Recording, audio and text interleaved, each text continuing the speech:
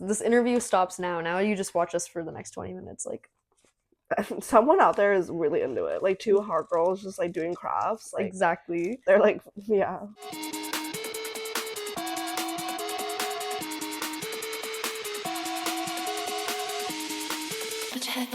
Welcome to Collage with Khushi. This is Tam. Hi, I'm Tam. I'm a designer and DJ and student, and I met Khushi through a school club called Besh, where we both designed or modeled, and I'm really excited to be here. Okay, well, this is all my stuff. Have you done a lot of collage before? Actually, no. The only collage I ever do is once a year when I make my yearly mood board. What does your mood board consist of this year? Lots of New York, lots of DJing, lots of like, I guess like skills that I want to be better at. And honestly, they kind of come true because like everything that I put on there has like been happening so far. Did attending an international school within a traditionally dominant culture influence the way you approach creativity? Yes. Well, actually, funny story was that like I had always considered creativity kind of like a hobby and less of like a passion. Maybe it's like my upbringing, for context, like, so I was born and raised in Chi Minh City. I lived there until I was 14, and then my grandma actually met this French guy on a cruise, and then they got married on that same cruise, and then she was like, I'm moving to Paris, and then my parents were like, you should move with her. It'd be a good opportunity. And then I was like, that's low-key fucking crazy. But I did it anyway. So I like learned French in like 6 months. Oh wow. And then I like packed my bags and I just lived with them for like a year in Paris. And then I like went to school in France, and like I had to like learn the curriculum in French, and it was like so hard. But I was like the best English speaking kid there, obviously, because I went to international school. And I came back home to Vietnam after a year because I was just like, oh, like all I need is a year, pretty much. And I was like, wait, the world is low-key my oyster. Yeah. I don't want to be limited here. So I was like, hey, I want to move to the US.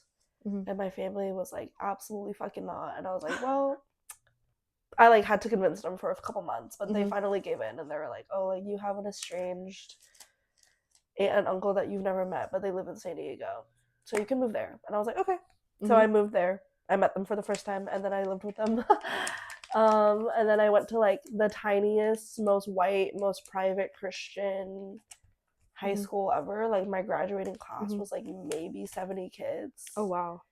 And I was like one of like 3 Asian kids, like. And then I got into UW, and now I'm here. But to answer your question, I think I had never seen my creativity as like a viable career or like something that I wanted to pursue like seriously, because like my parents are very like, both my parents are CEOs of textile company, so they like were very like logical, they're very money hungry, they were extreme workaholics, and like I wasn't even put in like a bunch of Asians are like put in like violin or piano lessons because like whatever, but like I wasn't even in that, like because my parents saw art as like a waste of time. So like I was like literally learning Kumon and shit, like, so, oh my god. Yeah, so it was like, yeah, my parents weren't even like into like classical arts. They were so anti-art. But they like never really restricted me from like doing it on my own time. Like if I were to like doodle or like make clothes, they wouldn't really care as long as my grades were good. I think they just saw it as like, oh, like she's just like having fun and fooling around. So, but moving here definitely like changed everything for sure. Yeah. You said Kumon, I was like, no, like yeah, like the sleeper agent, yeah. The sleeper agent Kumon. No, for sure. What would you say was like the moment where you felt changed? I think my like first like taste of like, oh, like this is like something that I want to pursue was probably in high school when I was the yearbook editor, and I like really loved project managing. Like that was my shit. Like I was like, wait, I love telling people what to do. That's so real. I like love telling people what to do. So I was like, wait, I could be good at this. And then like I've always kind of had like a thing for like graphic design. So like I knew that's what I wanted to pursue in school, and then mesh really opened my eyes to fashion, and then being outside really opened my eyes to DJing. So like it comes in waves for sure. It's like the evolution of it all. It like you start with one component and then you just find more and then you just keep building. If you had to describe your label or like your like design self, your brand to someone who without any visuals of your work, like what are 3 references in pop culture that you would use? I am very, very, very heavily inspired by this one movie called House Bunny with Anna Faris. She's like a Playboy bunny who is quote unquote too old to be a Playboy bunny, and she gets like booted off the house, and then she like wanders onto this like college campus, and she like meets these like group of girls in a sorority who are like super unhot, like they're like all chopped. She like takes it upon herself to like give them all a glow up, and she's like, I'm gonna save your house. But it's such a funny camp movie that I like reference all the time because like the art is really good, the fashion is really good. As another artist that I really love is this creator, but her brand name is Gluck Gator. She's from London. She makes all of these crochet pieces are like beautiful that like has been seen on people like Ruby Rose or Kali Uchis. So that's like a big design inspiration. And then another inspiration right now, I've been a really big fan of lowkey. A$AP Rocky has always been solid to me. Like I love all his music videos. His whoever his in-house graphic designer is like really kills it every time. So yeah. How does one like how do you define an artistic identity? How you choose to communicate yourself to the world, I think, is my artistic identity.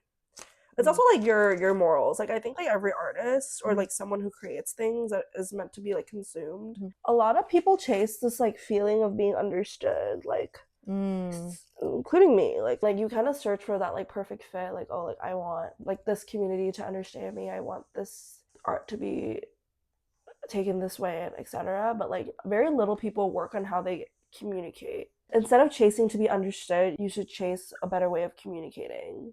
Like a good artist knows how to communicate their art versus like needs to be understood, in my opinion.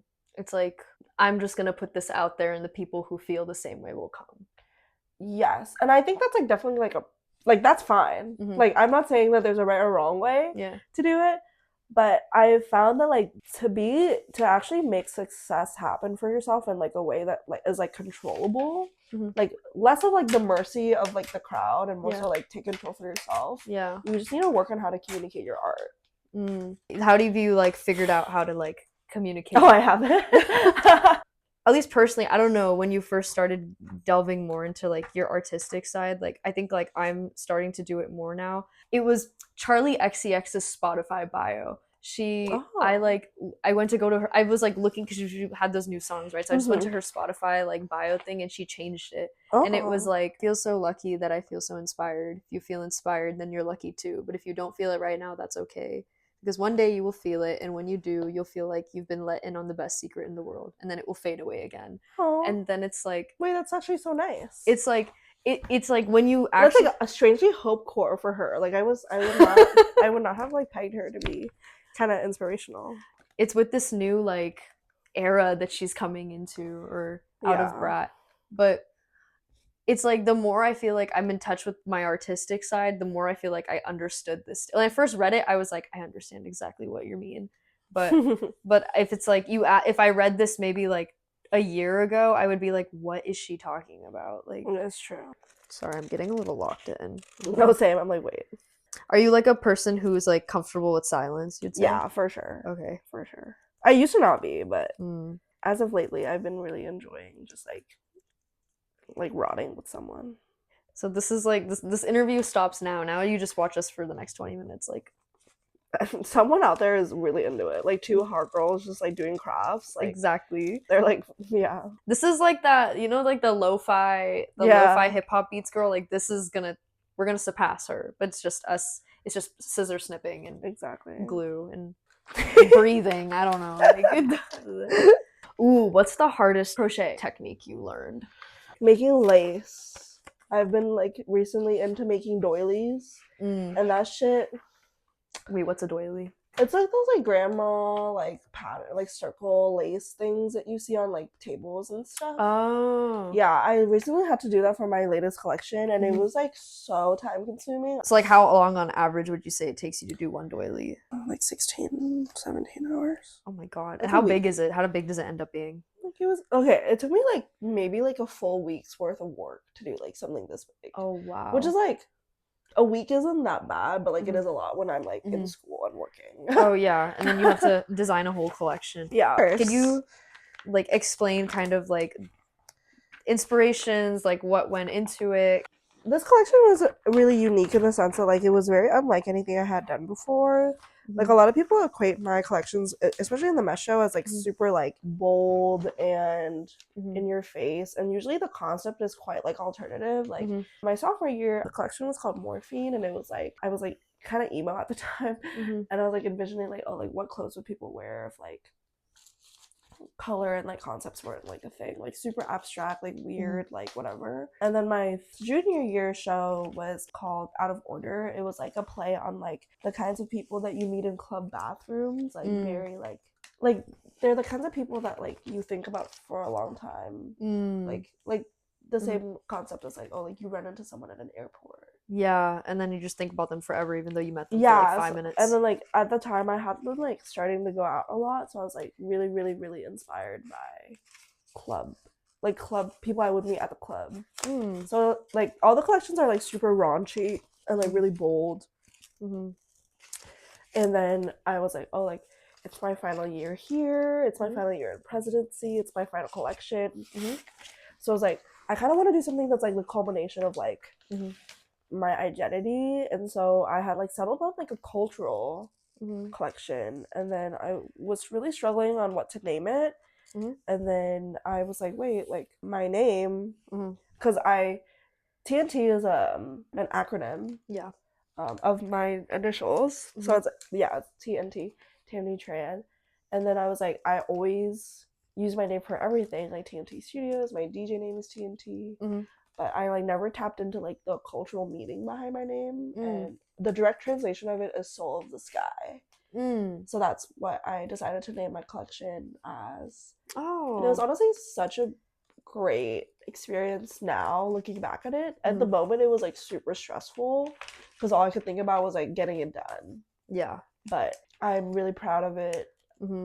It's honestly probably my best work. Like truly so beautiful. I'm so proud of it. And like it was a big reflection piece. I was like, oh, like this is what I want to be remembered as like a final collection. So yeah. Would you say that your design personality and your DJ personality oh my god, yeah, are different? Yeah, for sure. I have borderline personality disorder. So like I feel things very strongly, and then I'm also extremely apathetic. Like it like swings in like all 10,000 different places, and it just depends on what my mood is in the moment. I see. But the overall consensus is that like I feel the most when I make things, but I also feel differently depending on what I make, which is interesting. I don't think like I've ever quite explained that to anyone, but I want to say that like my DJ personality is all attention. I love the attention. Like I love it when people are staring at me. I love it when they say my name. Like I love it. But my designer personality is very humble. Like I kind of like don't like talking about my fashion work, which is really interesting because I think that's like the work that gets the most attention. You feel like your fashion work is what you're most recognized for? Right now, I think like my DJing is starting to get some traction, and I'm realizing now that that's low-key what I want to do for the foreseeable future. DJ more? DJ or event organize. I'm like realizing now that I'm really good at event planning, and I more so enjoy the process of like getting a crowd together for something rather than like actually being the one performing. And I felt the same way about the show. Like I had a lot more satisfaction planning the show than actually designing in it. Going back to telling people what to do. Exactly. Yeah. It all comes full circle. Project management as a fuck. Wait, what's your sign? I'm a Gemini. You're a Gemini? What's yours? I'm a Libra. My birthday's October 4th. I see. Wait, what's your big three? I'm a Gemini sun, a Cancer rising, and a Leo moon. Yes. I don't really know what that means. I'm like into astrology, but not enough to be like, this means this and all that stuff. But I do love my astrology app. Like, you use CoStar? No, I use the pattern. It's better. The pattern? CoStar is hella AI. Like, it's all algorithm, like AI stuff. I was super into astrology about a year ago, and I went through a turbulent period of my life, and I started realizing it made me freak out about a bunch of shit all the time. I was like, oh my god, like, you're reading too deep into my it. astrology man is telling me, like, that I'm gonna feel this way tomorrow, and then I'm like, I don't want to feel that way tomorrow. That's so funny. And I'm like, maybe then I should just choose not to. I don't know. It's so interesting, astrology, because it's like, I mean, it's like hella, like, you think it's like woo woo, but if you dig deep into like the history behind it and like the way like these like astrologers like map out stars and stuff, it's super scientific. Yeah. So you're like, wait, like, who's wrong here? The finance bros or the astrologers? I think the last time I downloaded Hinge, I genuinely felt my stomach like sink. No, I was like, wait, no, it's a game. You should have fun. I know, but like, dude, like trauma, like actually trauma, like it's so. I really want to organically meet someone, but I just don't think it's in the cards for me. Like, I'm too much of a control freak. You need to like curate. Curate your man. Yeah. Is arranged marriages like a thing? Yeah, my brother is arranged. He has a wife and kids now. My parents can choose someone who they already approve of. Really? But like, wait, I want your. But I have the options. I need to have the option to be able to say no. Yeah. Like, that's non-negotiable. But like, if they want to just send me options, like, I'm not gonna say no. Really? I'm like the opposite. I feel like my parents are like, so Khushi, like, can we start looking for boys? And I'm like, please don't ever say that. I don't know. I feel like I'm like married to the idea of like I'm gonna meet the love of my life organically. Like, maybe it's like the media and like all like the romance of it all of like you meet someone organically. I think it's very it's like very pulling and compelling in a way where like if I were to like sit down and do the traditional like, here, let me give you chai and pohe and like let's talk for a little bit. Like, I would be not like disappointed, but it would lose all the jazz of it all that I think that I crave. But you're the first person where I'm like, oh, I wouldn't mind it, or in fact it's like, so I want to know, I want to understand. I think it's like just like paradox of choice. Like a lot of people hold out for like aggressive greeter mentality, which low-key I'm the same way. But when I think about it, like the happiest things I've come from in my life are like, or when like I succumb to the decision that like it's just gonna happen to me. Like I'm like trying to think of like, oh, like if I had the option to like whenever I'm on a Hinge, for example, I'm like, wait, like I matched with this person, but I want to hold out for like these two other hotter guys or like girls that I'm talking to. But then I'm like, wait, like what if I just like put all my energy into this one person and just like see if it works out for me? Yeah. And like usually 9 times out of 10 it does. Like maybe they're not the love of my life, but like I like them just as much as I, if not more than I thought. And it's just kind of like, and also like my mom is like so intense, and I'm just like, if you can find a guy who you can send to me that you already approve of, like that's like one less thing for me to worry about. Yeah, that's a fair point. It's also like, I mean, as long as I have the option to say no, like oh like no, and then like she's just like, okay, cool, next one, yeah, just send them my way. But I also love meeting people, so like I love meeting people. Okay, so it's more just like a like convenience thing, like less work for me, like. Oh, my parents are gonna watch this interview and get so excited. They're gonna be like, oh, wait, she's changing her mind. Like, I think it's just like, oh, like, what's the worst that can happen? Like, if they're not actually forcing you to get with them, like, okay, it doesn't work. Cool, the next. Oh my god, my parents are gonna be so. Why did you actually change my mind a little bit? I'm kind of like, damn. Okay, hold on. Okay, and like, not to like be on their side, but like, yeah. God, like, every time I think my mom is wrong about something, she always ends up being right. I'm like, fuck. Like, you are right. But I'm tired. Like, just give me a guy. Okay, mom.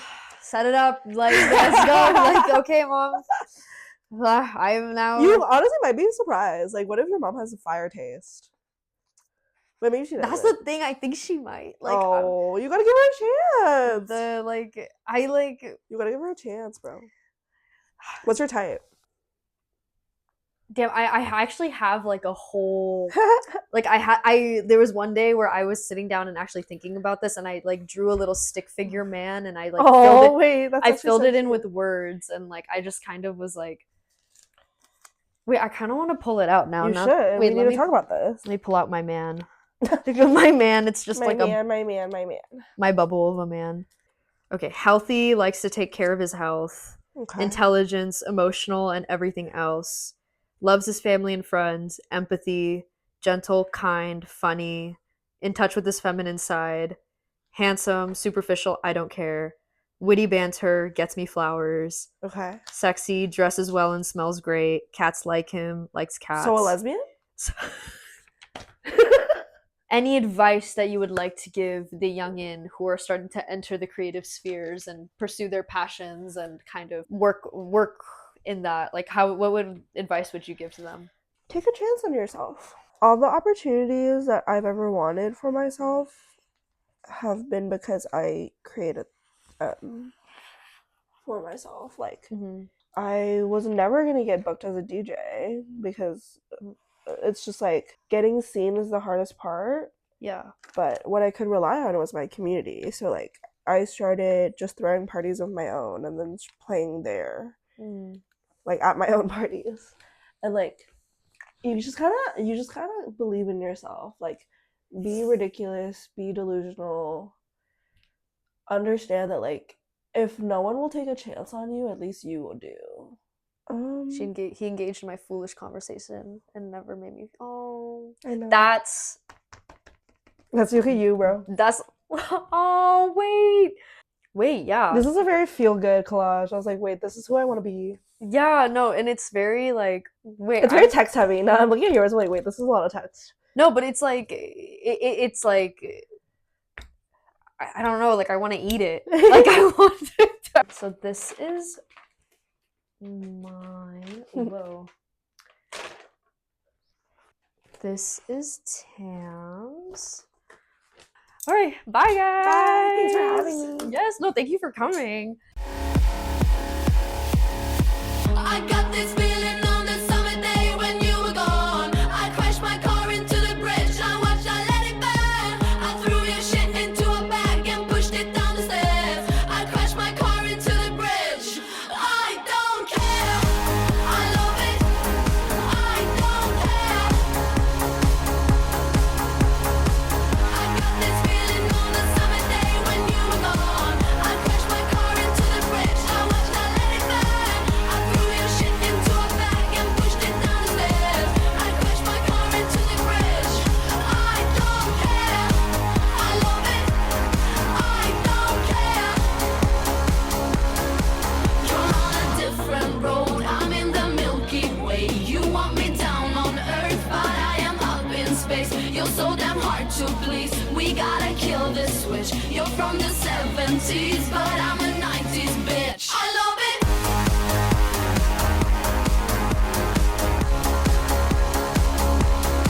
I love it.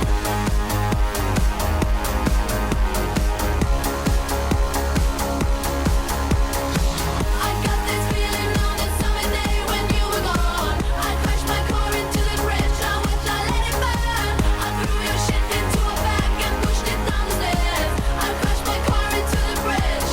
I don't care. I love it. I don't care.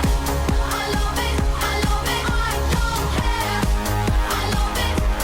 I don't care. You're on a different road. I'm in the Milky Way. You want me down on Earth, but I am up in space. You're so damn hard to please. We gotta kill this switch. You're from the 70s, but I'm a 90s